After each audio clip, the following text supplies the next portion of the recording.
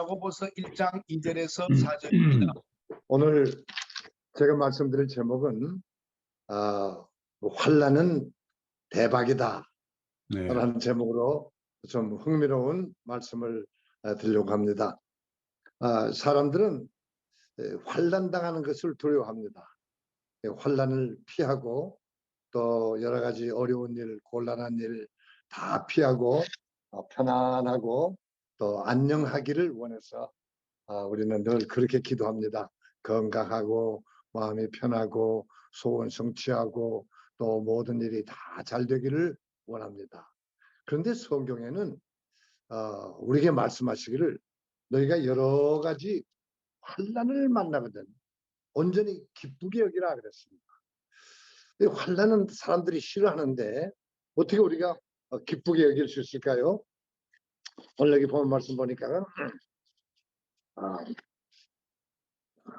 우리 예수님께서도 이 땅에 오셔서 태어나자부터 환난을 당했습니다. 그래서 그 헤롯 왕이 죽이려고 하니까 부모님과 함께 먼 애굽으로 피난을 가지 않았습니까? 또 예수님께서 불영사업을 하실 때도 계속해서 수많은 사람들이 예수님을 돌로 치려고 했고 또 심지어 제자들까지도 예수님을 배신하고 여러 가지 어려움을 겪었습니다. 또 바울 사도도 또 주님을 다메섹 도상에서 만나고 나서 이제 주님의 증인이 되기 위해서 복음 들고 나갔을 때 그에게는 수많은 환난이 있었습니다. 그래서 우리는 환난 당하는 것을 두려워하고 환난 당하는 것을 피하지만은 하나님은 환난을 통해서 우리에게 연단을 주시고 환난을 통해서 우리에게 능력을 주시고 환난을 통해서 우리가 하늘나라의 소망을 갖게 하시고 그래서 환난을 통해서 우리가 하나님의 일을 하게 하시기 때문에 우리가 환난 당하는 것을 우리가 두려워하거나 피할 것이 아니라 환난이 우리에게 큰 유익이라는 것을 깨달아야 됩니다. 제가 목사 되기 전에 참 이 세상에서는 멋있게 또 내 원하는 대로 경제적으로나 또 세상 명예로나 또 여러 가지 환난을 모르고 살아왔지만은 이제 주님의 부르심을 받아서 이제 주의 종의 길에 서고 나면서부터 나에게는 환난이 오기 시작했습니다. 근데 그 환난이 올 때 우리는 슬퍼하고 근심하고 그것을 피하려고 노력했지만 지금 와서 인생을 다 살고 마지막에 와서 내 인생을 돌아보니까 환난 당하는 것이 내게 유익이라 이로 인하여 내가 주의 율례를 배우느니라 하는 그 다윗의 그 고백이 얼마나 나에게 실감을 느끼는지 모르겠습니다. 우선 저는 나이가 이제 83세인데 내가 60세가 되니까 인생이 무엇인지 알게 되더라고요. 그 다음에 70세 때가 되니까 이제는 성경이 눈에 들어오더라고요. 성경 속에 하나님의 섭리와 영적인 뜻과 이제 사명과 이 성경이 눈에 보이게 될 때 마음에 들어오게 돼서 이제 성경을 알게 되고 80대가 되니까 이제는 천국이 보이더라. 근데 이런 과정을 겪게 되면서 내가 성경이 보이고 천국이 보이게 되는 것이 우연히 나이가 들어가면서 또 인생의 지식과 경험을 갖게 되면서 있는 것이 아니라 내가 수없이 많은 환난을 통해서 오늘날 이런 영적인 훈련을 받게 된 것입니다. 제가 모스크바 이제 그 선교를 1991년도에 가게 됐습니다. 1991년도에 그러니까 31년이 지나고 32년째죠. 근데 한 15년 지나고 난 후에 저에게 이제 암이 오기 시작했습니다. 암이 오니까 그땐 정말 절망이고 슬프고 소망이 없고 이루 말할 수 없는 그런 고통을 겪었고 또 항암 치료를 받아라고 있어갖고 하는데 이제 의사 말이 2년 동안을 항암 치료를 잘 받아 견뎌내면은 1년을 더 살 수 있다. 근데 항암 치료만 가지고는 안 되고 방사선까지 받아야 된다. 야, 그동안에 내가 수많은 암 환자들을 봐왔고 많은 병든 자들 봐왔는데 이 항암 치료받는 것도 어려운데 방사선까지 치료를 받으면서 2년을 내가 견딜 수 있을까? 그러다가 잘 견뎌내면은 1년은 더 살 수 있다. 그럼 결국은 죽는다는 얘기죠. 사람에게 죽는 것 이상의 참 환란이 없고 고통이 없지 않습니까? 근데 그 환란을 겪게 됐을 때, 야, 나는 선교사가 돼가지고 16년 만에 암으로 걸려 죽는다. 얼마나 내 개인적으로는 참 비참하고 실패고 고통할 수가 없었습니다. 그런데 그때 하나님의 말씀이 생각이 났습니다. 너희 중에 너희가 여러 가지 환난을 만나거든 온전히 기쁘게 여기라. 환난은 인내를, 인내는 연단을, 연단을 소망을 이룬 줄 알미라. 이 말씀이 나에게 항상 이제 알고만 있었는데 내가 막상 암을 당하고 나니까 이제 의지할 곳은 하나님밖에 없어요. 이제는 인간의 방법으로는 잘해봐야 3년밖에 못 살아요. 그래서 하나님만 의지하고 나는 그냥 항암 치료 안 받고 그냥 내가 깨끗이 선교하다가 죽으리라 하고 병원에 가서 항암 치료 받지 않고 그냥 방사선 치료도 받지 않고 오직 기도와 그 다음에 또 내가 할 수 있는 일은 운동과 또 내가 할 수 있는 일은 음식만 조절하는 것과 이 세 가지만 가지고 그냥 하나님께 맡겼습니다. 이제 하나님 나의 죽음이 마지막에 아름답게 죽게 해주세요. 내가 병원에서 항암 치료 받다 죽는 것보다 차라리 저는 선교하다가 죽겠습니다. 우리 아버지가 저 시골에서 목회하시다가 매 그 장날 때만 되면 이 동네 저 동네 그 장날에 찾아다니면서 전도를 하시다가 너무 그 과로해서 피곤해서 쓰러지셨는데 그리고는 그 길로 그냥 바로 천국을 가셨어. 그래서 나는 지금까지 우리 아버지가 전도하시다가 과로로 돌아가셨다 하는 걸 자랑스럽게 생각하고 우리 아버지는 순교 항신거나 마찬가지다. 그래서 나도 그 다음에 끝날 때 꼭 아버지처럼 전도하다 죽으리라. 그랬는데 암이 걸려놓으니까 내가 이거 항암 치료 받다가 병원에 누워서 죽으면 어떻게 되나? 난 전도하다 죽으리라. 이렇게 하고서 하나님만 의지하고 출애굽기 15장 26절에 나 여호와는 치료하는 하나님이라. 또 예레미야 33장 3절이 뭡니까?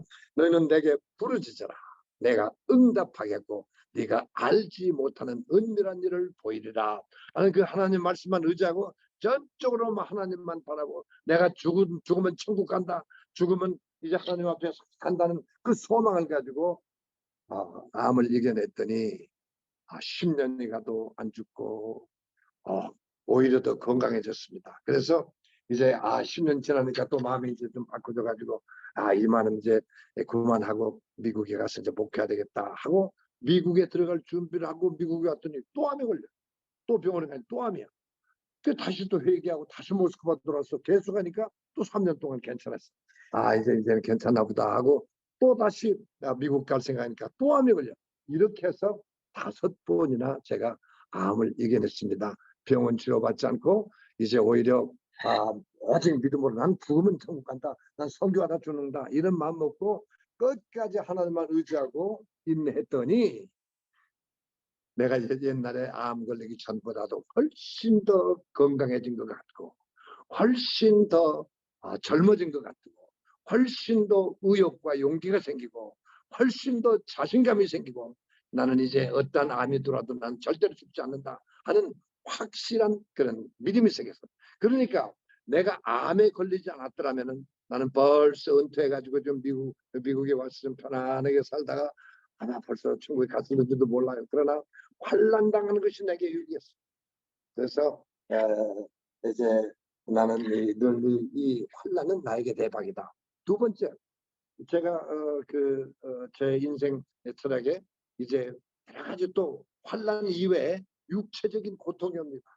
제가 이 러시아 선교를 이제 30년 하다가 이제 지금도 계속하고 있었는데 얼마 전에 여러분 알다시피 전쟁이 났지 않았습니까?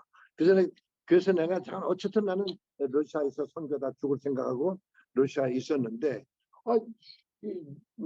러시아하고 우크라이나하고 전쟁 나면서 나는 미국 시민권자이기 때문에 이제 난 비자를 더 받을 수가 없어. 난 러시아에 있을 수가 없어요.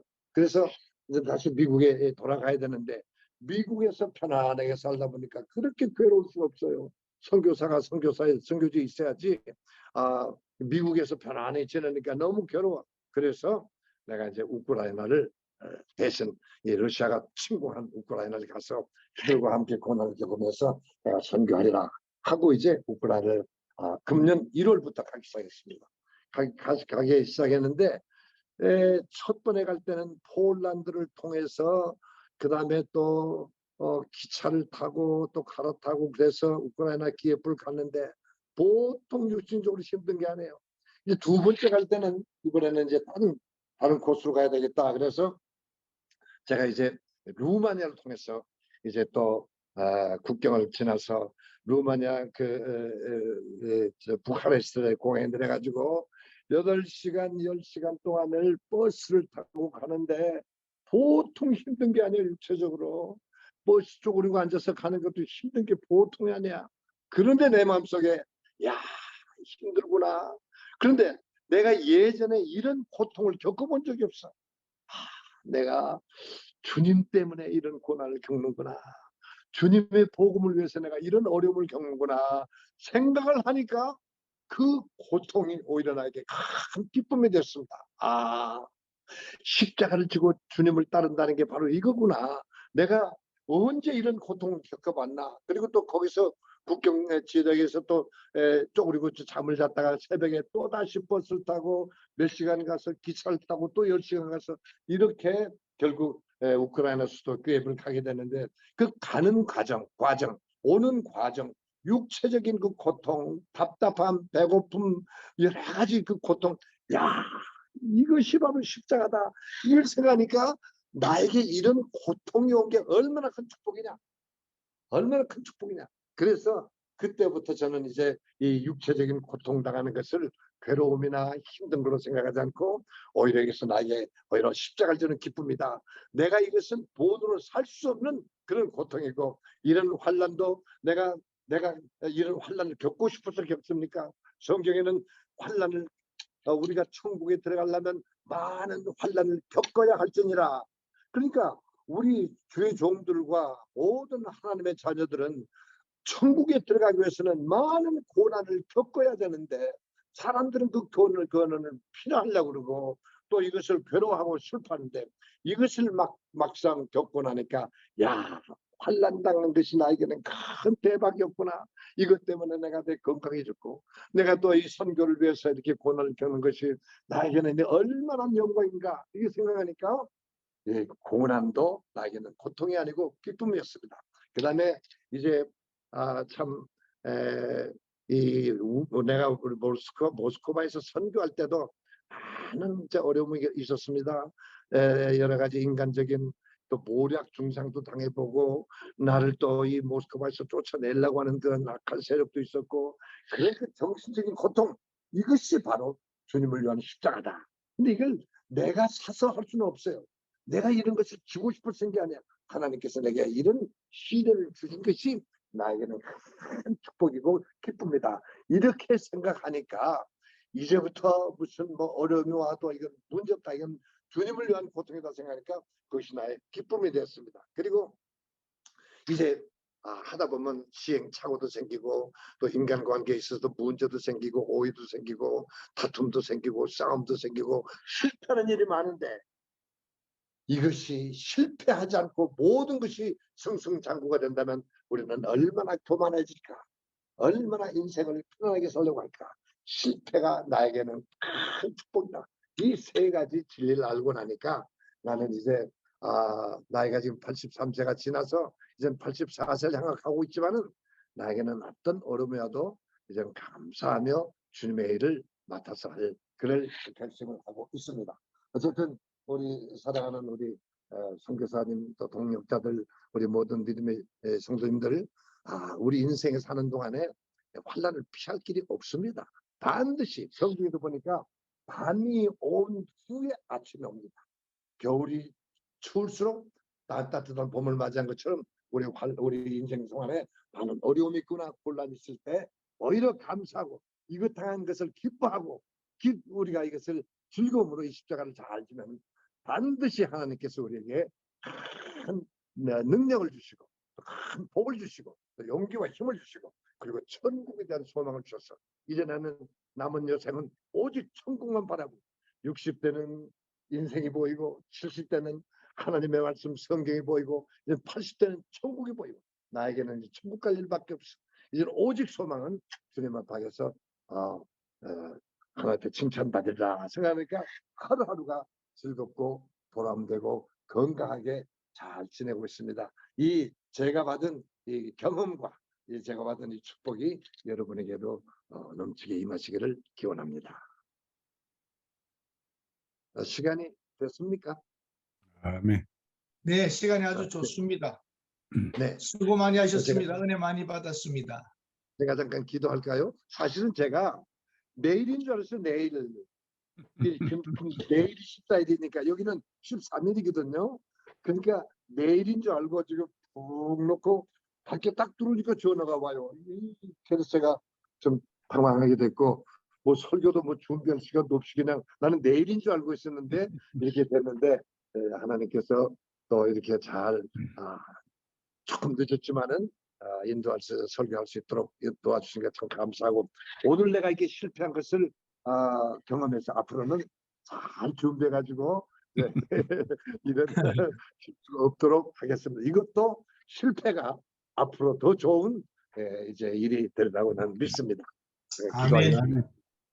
하나님, 우리는 참 어리석고 연약하고 참 우리는 나의 세월이 흐르는 건 막을 수도 없고 늙어가는 건 막을 수도 없고 병드는 건 막을 수도 없고 우리에게 환난이 오는 건 막을 수 없지만 이것이 다 주님께서 우리를 향하신 여러 가지 축복의 과정인 것을 생각하니 얼마나 감사합니까?